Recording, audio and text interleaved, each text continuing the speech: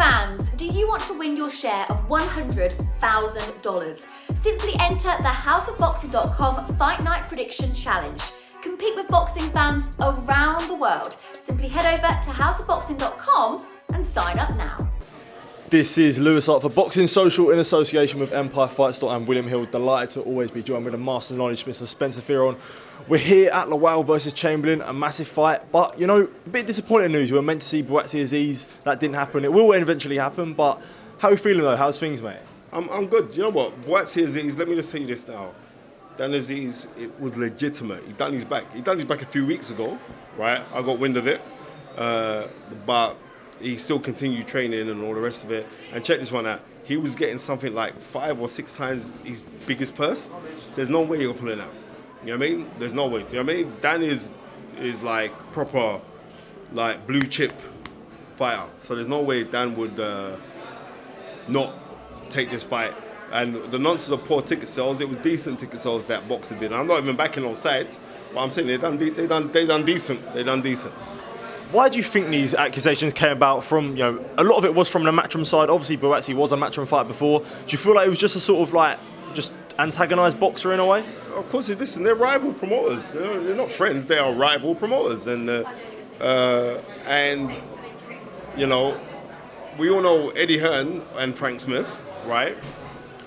Will do what they want to do because they're seeing it as a rival. But they're also showing like there's no competition between what you've got to what we've got. But it's kind of weird. It's like Ben Shalom, he's very green in this game. I'm not knocking Ben, he's very green in it. Eddie Hearn, Frank Smith now, Frank Smith's 15 years deep in it now. You know what I mean? But when I used to go to boxing, Frank Smith never used to talk. He was like a little T-boy. No disrespect, Frank's a nice guy, but you know what I mean? He's earned his stripes now and he's got his experience and he's doing great stuff. So obviously they're going to look on somebody like Ben Shalom and they're going to fire shots and do anything they can towards it because end of the day, they know they kind of messed up a little bit because Sky's still a massive entity when you're dealing with having boxing on it to get the eyeballs. Different to what the zone, their setup is really good, right? It is really good, but it's not captured in the UK yet. So obviously Eddie Hearn would love to be in Ben Shalom's position, so he's going to criticize anything that Ben Shalom does, right? I'm not saying in his position of what he's doing, but more to in his position that he's with Sky. Eddie Hearn was with Sky originally, so it is what it is. With a back and forth between the two, is Ben Shalom doing the right thing by not really coming back and keeping his mouth shut? No, he's not. He's not actually. I'm going to be real with you. Ben needs to come out, guys. Guys are talking fraff. You need to come at them because this is the boxing industry, which is very alpha male, right? So what you're seeing Eddie Hearn, who's come from lineage of professional boxing, right? He's come from it. His dad was a bad man, straight. Let's call it as it is. His dad put on great stuff. So Ben Shalom hasn't. Ben Shalom, so everyone's looking like, well, why have you got this? How have you got this? And so obviously you're going to make schoolboy errors because you're new to this. But don't stop. But also you need to start bossing. I'm not saying that, but you need to start bossing, guys. You need to start showing, man, like, that's what I'm just keeping it 100, right? I'm just keeping it 100. Do you feel like then boxer would benefit from a back and forth? Because Ben's always said that I don't want a back and forth, he doesn't want to get involved, but do you feel like maybe the beneficial would be them two going back and forth?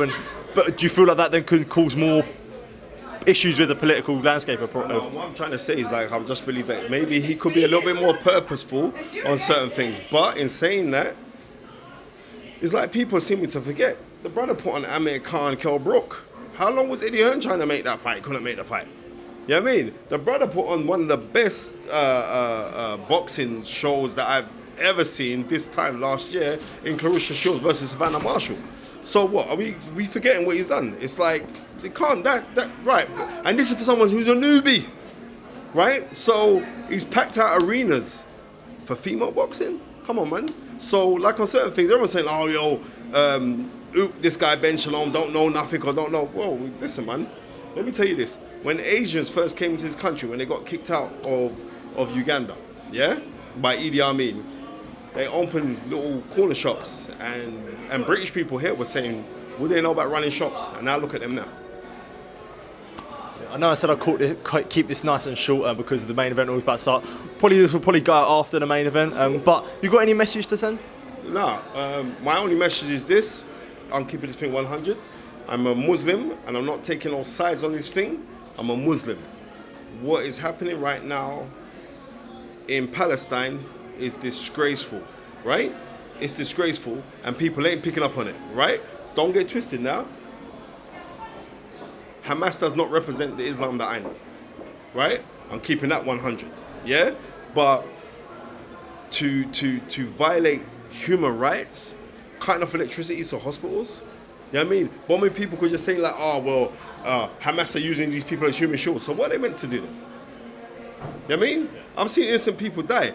On both sides, but I'm seeing innocent people die. But more so, I have seen the atrocities that happen to Muslims that have been in Palestine. You know what I mean? And this ain't something new. I remember, I know history, bro.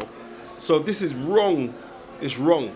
And nobody ain't standing up. We're seeing loads of people, no one ain't talking about it like, I'm telling you this now. The killing of human life anywhere, because I'm a humanitarian, anywhere, no matter what religious purpose you are, all the rest of it, it's wrong. Yeah? But, you know what I mean? Come on, there also has to be a balance. There is no balance. It's nonsense. And anybody who turns around and says anything against Zionists, then they come down you like a ton of bricks. But I'm trying to say this. You know what I mean? I'm protected by the Most High, Allah subhanahu wa ta'ala. So I don't care about anything else I'm saying. Do what's right and stop this war. There's got to be some negotiators to negate peace. You know what I mean? That is it. Negate peace. Spencer, thank you for your time. Always big up yourself, big up the fighters, right? And I always appreciate you giving me your time, man. Thank you, mate. Big up, man. Love the things that you've been on. Top man. Thank you, mate. Cheers, mate.